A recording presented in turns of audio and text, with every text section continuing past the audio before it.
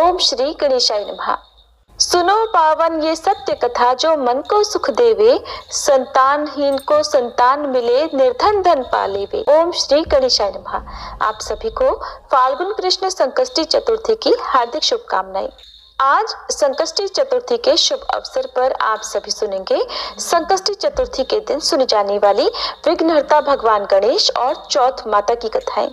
जो भाग्यशाली होते हैं उन्हें ही ये दिव्य कथा सुनने का सौभाग्य प्राप्त होता है। गणपति बप्पा की कृपा से ये कथा मनोकामनाएं पूर्ण करने वाली मानी जाती है। संतानहीनों को संतान सुख, निर्धनों को धन वैभव और संकटग्रस्तों को संकटों से मुक्ति मिलती है। जो श्रद्धा और भक्ति से इस दिव्य कथा को सुनता और व्रत करता है, उसके जीवन से सभी विघ्न स्वतः ही दूर हो जाते हैं। तो आइए प्रिय श्रोताओं, भक्ति भाव और श्रद्धा के साथ आज की इन पवित्र कथाओं को सुनते हैं।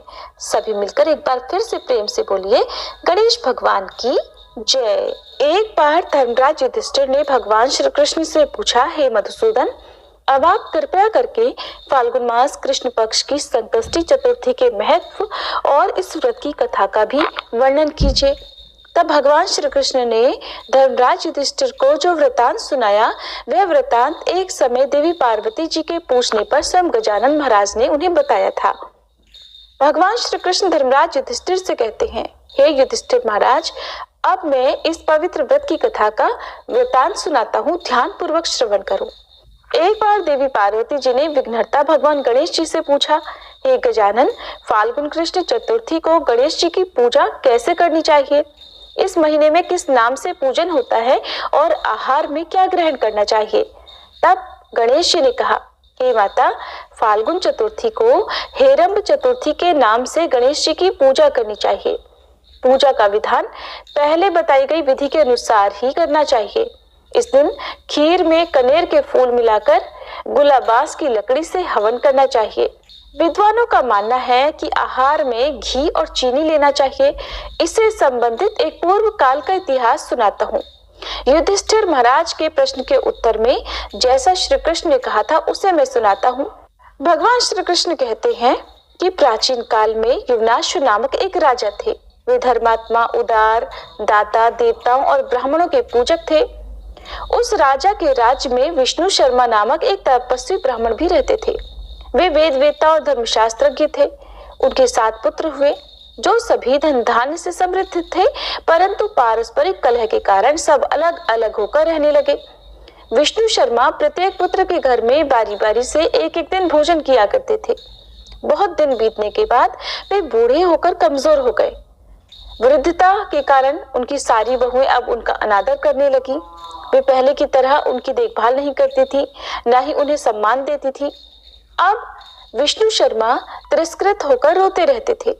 फिर एक समय की बात है कि विष्णु शर्मा गणेश चतुर्थी का व्रत रहकर अपनी बड़ी पुत्र वधू के घर गए। उन ब्राह्मण ने कहा कि हे बहुरानी, आज गणेश जी का व्रत है, तुम पूजन की सामग्री जुटा दो। गणेश जी प्रसन्न होकर तुम्हें प्रचुर धन देंगे। अपने ससुर की बात सुनकर बहू कर्कश स्वर में बोली, हे पिताजी, मुझे घर के कामों से ही फुर्सत नहीं है, फिर उन झमेलों में पड़ने का कहाँ अवकाश है। हे ससुर जी, आप हमेशा ही कोई ना कोई नाटक रचते रहते हैं। आज गणेश जी का बहाना लेकर फिर आप पहुंचे। मैं गणेश जी का व्रत नहीं जानती हूँ और न ही मैं गणेश जी को जानती हूँ। आप यहाँ से जाइए।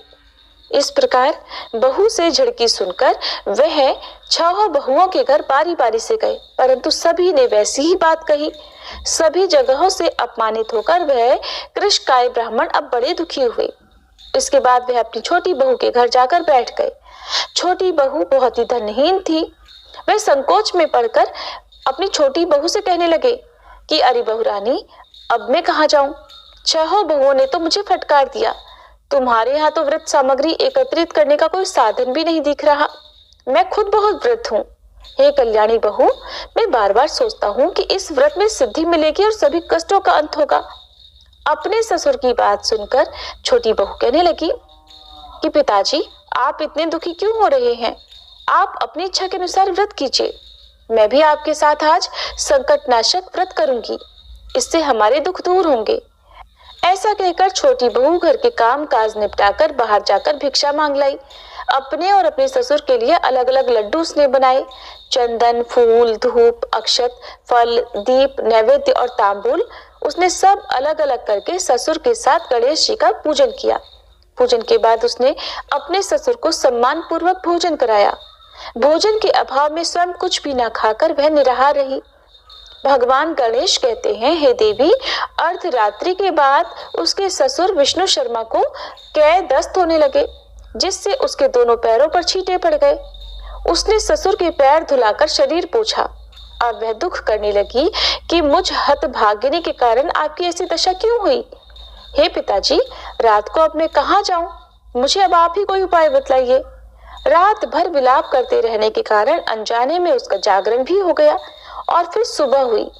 छोटी बहू ने सुबह उठकर क्या देखा कि उसके घर में तो हीरे, मोती और मणियों का ढेर पड़ा हुआ है, जिससे उसका पूरा घर प्रकाशित हो रहा था।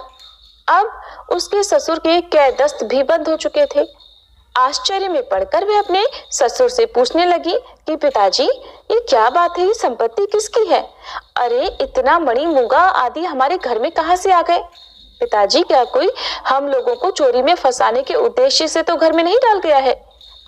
बहू की बात सुनकर ब्राह्मण कहने लगा, हे कल्याणी, ये सब तुम्हारी श्रद्धा का फल है।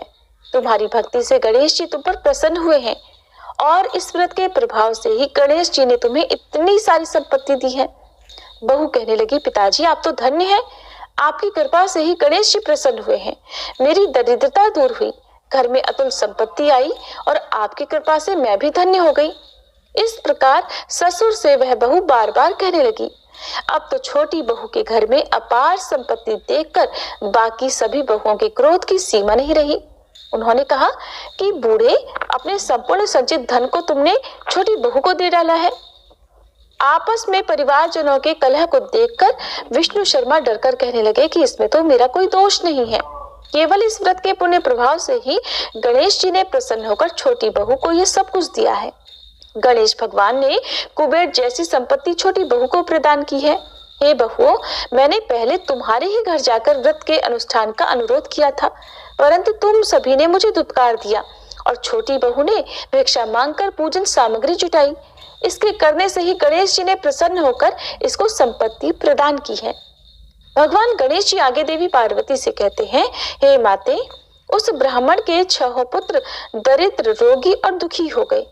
केवल छोटा पुत्र ही इंद्र के समान भाग्यशाली बन गया। अब तो वे 6 आपस में होड़ करते हुए फाल्गुन कृष्ण गणेश चतुर्थी का व्रत करने लगे और इस व्रत के पुण्य प्रताप से वे सब भी धीरे धीरे धनवान बनते गए।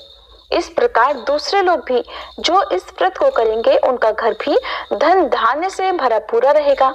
भगवान श्री कृष्ण धर्मराज युधिष्ठिर से कहते हैं, हे पुरुषोत्तम युधिष्ठिर, गणेश चतुर्थी व्रत के प्रभाव से राज्य की कामना करने वाले को राज्य की प्राप्ति होती है। इसलिए हे राजन, अब आप भी इस व्रत को शीघ्र ही कीजिए। फल स्वरूप आप सभी कष्टों से छूटकर राज्य का सुखोपभोग करने लगेंगे।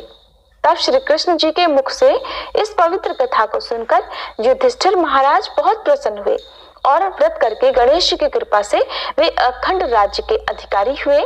फाल्गुन कृष्ण पक्ष संकष्टी चतुर्थी व्रत कथा समाप्त। सब मिलकर प्रेम से बोलिए गणेश भगवान की जय। चतुर्थी तिथि के दिन विघ्नहर्ता भगवान गणेश जी की पूजा करने के साथ साथ चौथ माता की पूजा करके कथा भी कही और सुनी जाती है। अब सुनिए 12 महीने सुनी जाने वाली चौथ माता की कहानी। एक बार एक नगर में एक बूढ़ी माँ रहती थी।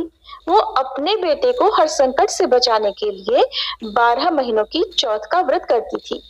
हर चौथ को पंसारी से थोड़ा सा गुड़ और घी लेकर 4 लड्डू बनाती, एक बेटे को देती, एक से पूजा करती, एक हथकार के लिए निकालती और एक चंद्रमा उगने पर खुद खा लेती थी। एक बार उसका बेटा ताई से मिलने गया। उस दिन चौथ का दिन था। ताई ने भी व्रत रखा था। उसने ताई से पूछा कि माँ तो 12 चौथ करती है। तब ताई बोली, तेरी माँ तेरी कमाई से तरमाल खाने के लिए 12 चौथ करती है। तू परदेश जाए तो वो एक भी चौथ नहीं करेगी। लड़के को लगा ताई सच कह रही है। घर आकर उसने अपनी माँ से कहा, माँ, मैं परदेश जा रहा हूँ, यहाँ तू मेरी कमाई खाने पीने में ही उड़ा देती है। माँ ने समझाकर रोकना चाहा, पर बेटा नहीं माना। माँ ने उसे साथ ले जाने के लिए चौथ माता के आंखें दिए और कहा, मुसीबत में ये आंखें तेरी सहायता करेंगे। तब वह बेटा आंखें लेकर रवाना हो गया। घूमते हुए एक दूसरे नगर में जा पहुंचा। उसने देखा एक बूढ़ी माँ रोती जा रही थी और पुआ बनाते जा रही थी। उसने कारण पूछा तो बूढ़ी माँ ने कहा, बेटा, इस नगर की पहाड़ी पर एक दैत्य रहता है। पहले वह नगर में आकर कई लोगों को खाने के लिए मार देता था। अब राजा हर घर से एक आदमी उस दैत्य के पास भेजता है और आज मेरे बेटे की बारी है, इसलिए रो रही हूँ और उसी के लिए पुए भी बना रही हूँ। तब लड़का बोला, तू पुए मुझे खिला दे, तेरे बेटे की जगह मैं चला जाता हूँ। तब बूढ़ी माँ ने खीर पुए उसे खिला दिए। खा पी कर वह सो गया। रात को राजा के सैनिक आए तो बूढ़ी माँ ने उसे भेज दिया। दैत्य के सामने पहुंचने पर उसने चौथ माता की आंखें दैत्य की तरफ फेंक कर कहा, हे चौथ माता, अगर मेरी माँ मेरी सलामती के लिए व्रत करती है तो दैत्य का सिर कट कर गिर जाए। कहते ही तुरंत दैत्य का सिर कट गया। लड़का वापस आ गया। अब राजा ने उसे उपहार देकर विदा किया। चलते हुए वह एक दूसरे राजा के नगर में जा पहुंचा। इस राज्य में आवा तभी पकता था जब एक इंसान की बलि दी जाती थी। सिपाहियों ने उसे पकड़कर आवे में चुन दिया।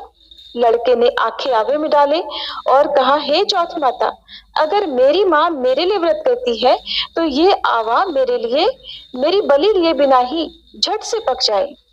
आवा तुरंत पक गया।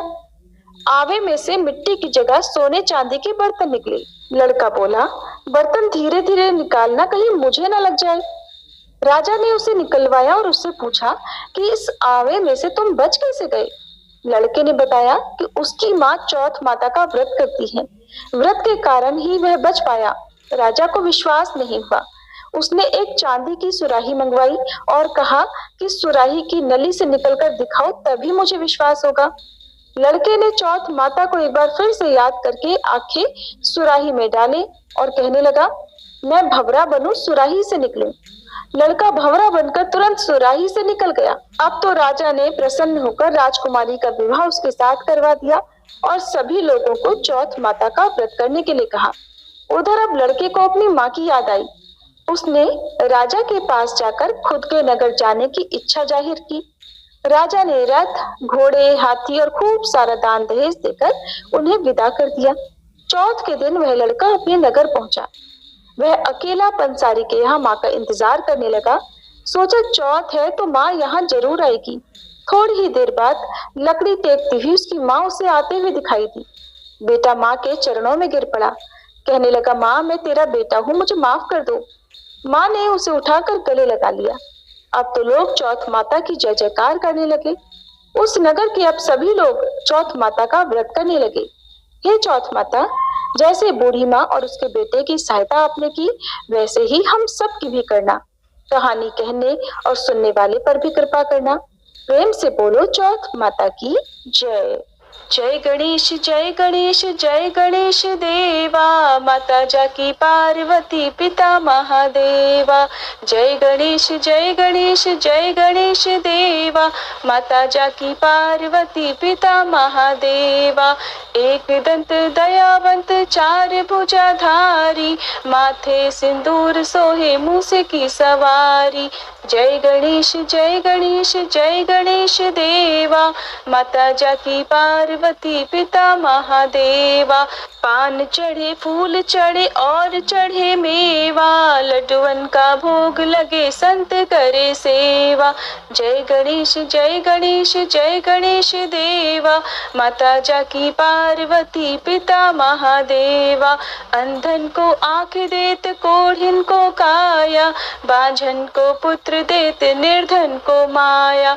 जय गणेश जय गणेश जय गणेश देवा, माता जाकी पार्वती पिता महादेवा। सूर्य श्याम शरण आए सफल की जय सेवा, माता जाकी पार्वती पिता महादेवा। जय गणेश जय गणेश जय गणेश देवा, माता जाकी पार्वती पिता महादेवा। दीनन की लाज रखो शंभु सतकारी, कामना को पूर्ण करो जाऊं बलिहारी। जय गणेश जय गणेश जय गणेश देवा, माता जाकी पार्वती पिता महादेवा। जय गणेश जय गणेश जय गणेश देवा, माता जाकी पार्वती पिता महादेवा। दोस्तों, आपको संकष्टी चतुर्थी और चौथ माता की कथा कैसी लगी? कृपया कमेंट कर ज़रूर बताएं। वीडियो पसंद आया हो तो लाइक करें और अपने दोस्तों के साथ शेयर करें। कमेंट बॉक्स में जय गणेश लिखना ना भूलें। ऐसी ही बहुत सारी कहानियों को सुनने के लिए चैनल को सब्सक्राइब ज़रूर करें। धन्यवाद।